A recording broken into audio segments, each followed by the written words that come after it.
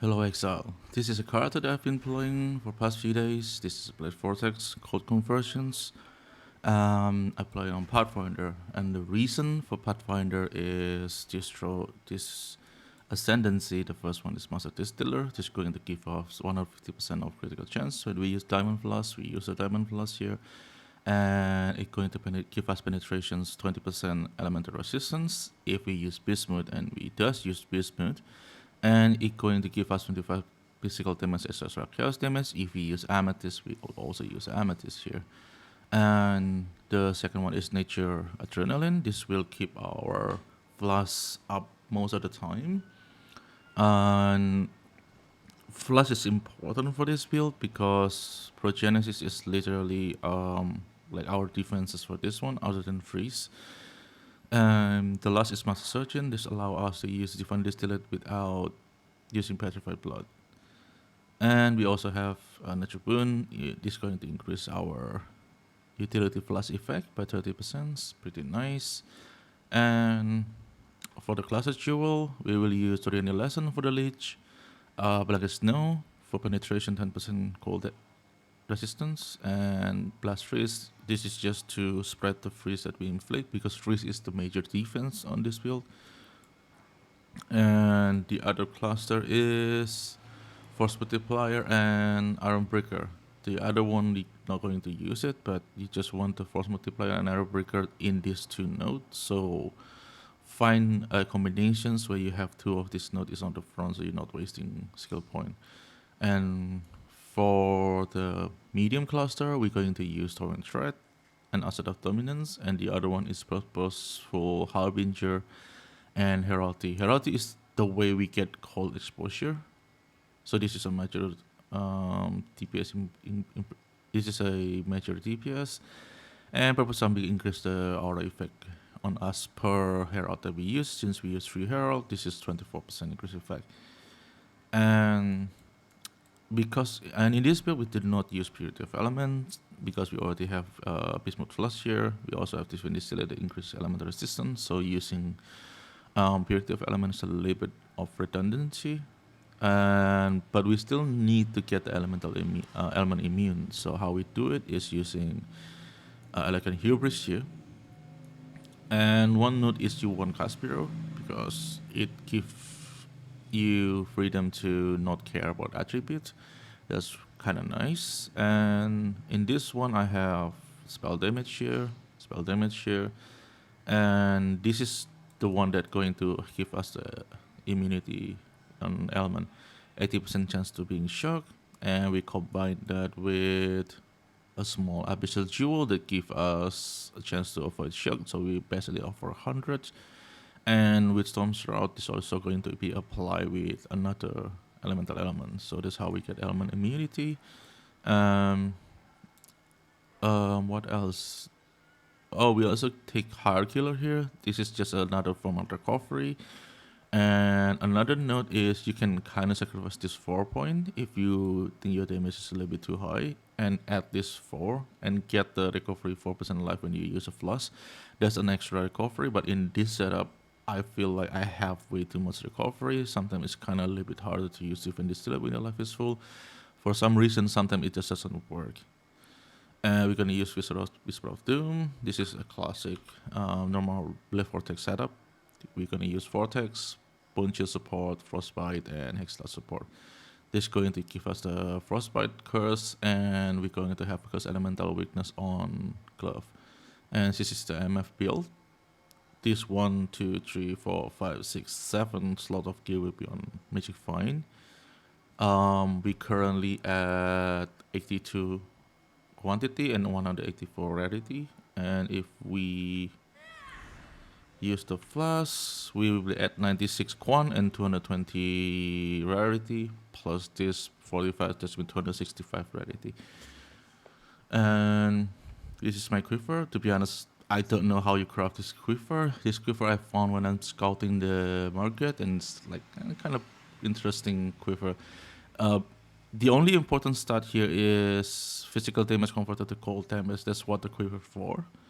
And the reason for that, because we are cold conversion, so we need 100% conversion, and how we get 100% conversion is through this physical damage converted to cold. You got 25% here, and we got 40% from cold mastery, and we got another 39% from hatred. So ideally you want 40% here, 40% here, and 20% here. So as long as these three combinations reach 100%, you have 100% conversions. And this is a standard blade vortex bow. And yeah, I mean, that's about it for that. For the amulet, you don't have to use this one. This is a very expensive one. I think you can use like a dragonflight. This that's one kind of nice, because it's also going to give you mana reservations, which you can change this into reduced mana cost. This is going to make your haste a little bit easier to use. And the other setup is this Divine Blessing for the haste. If you want more survivability, you can change this into grace. I use haste because I want to be fast, and I was a bow player, so changing into this setup is kind of a little bit weird, because I'm not as fast as I used to be. That's why I'm using haste, just to compensate a little bit on the movement speed. And yeah, I think that's about the build. POB will be in the descriptions, and I will show a map showcase. There's a few mods you cannot do. Number one is avoid elemental immunity. Let's see if I can find it. Map egg mode. Avoid elemental element. You have the avoid elemental elements. This make your monster cannot freeze if you use Wandering Path. So this mod is a big no-no. And the other one I think is monster action speed cannot be modified to below base value. This is also going to make the monster cannot be freeze. And freeze is a big defense on us. So this two mod is like a big no. I will leave a Regex that I use on the bottom, but my Regex is pretty tight because I'm using Wandering Path. So this is my Atlas 3 Delirium plus Beyond and plus Wandering Path. In my opinion, this is probably the hardest map if you want to go Magic Find.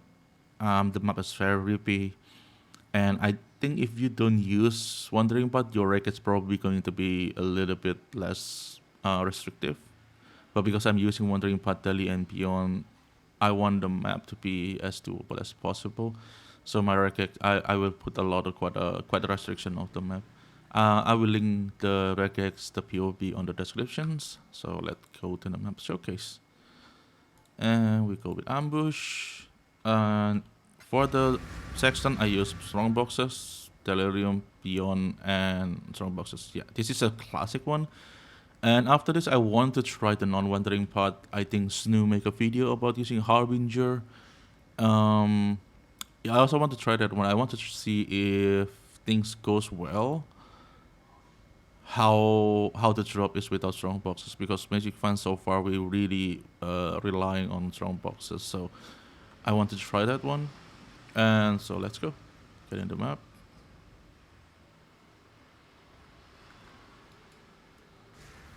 And we take the mirror, take the haste. Usually I will try to kill a little bit on the front, and I will try to rush to the boss.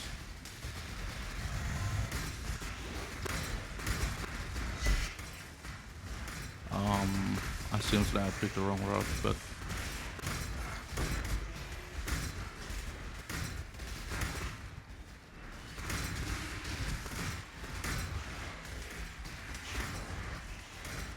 okay, we're at the boss room.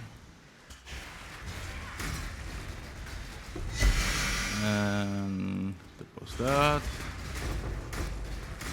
One thing that if you play this build is not tanky, so you want to be aware of like projectile going in, coming here and there, because we are playing Deli. That's why the map is very rippy sometimes. Like you can see, like there's a hit coming here and there, even though we kind of freeze almost everything in the map. But yeah, there's Delirium. Okay, let's pop the strong boxes. The explosion does make the map fast, but yeah, it's a delirium and beyond. This kind of map will always be risky. And the reason why I used ritual, I'm not forcing ritual or anything, I just let it spawn naturally. This is especially I want more mobs in the map. The more mobs you have on the map, the more chance you're gonna drop a card. That's basically about it.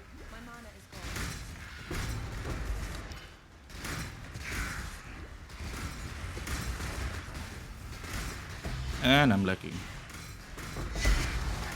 Right.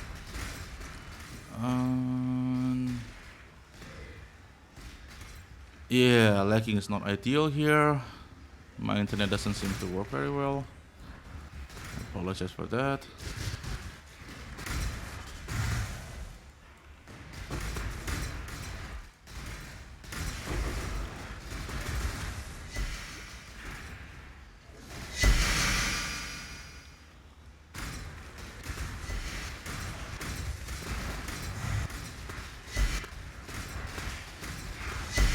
Yeah, it's really hard to play when you're lagging.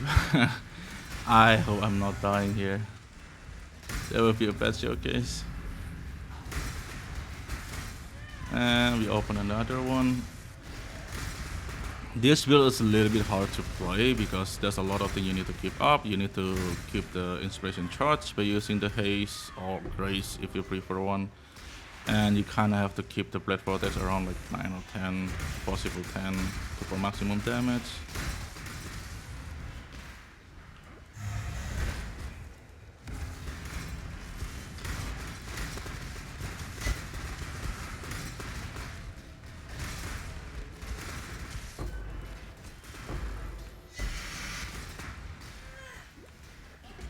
And we almost finished.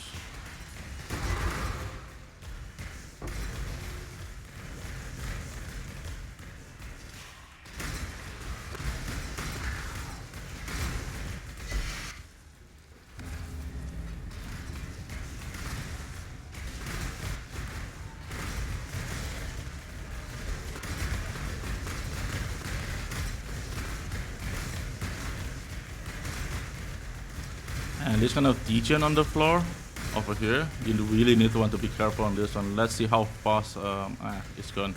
It's going to take away your HP pretty fast. So I think the map is done. There's one area that we haven't through. There's one more focus here. And I'm lagging again. Oh my god.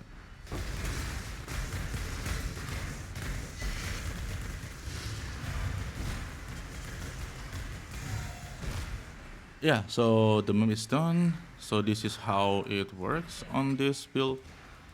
Well, the explosion make it fast, but in exchange we are kinda not very tanky.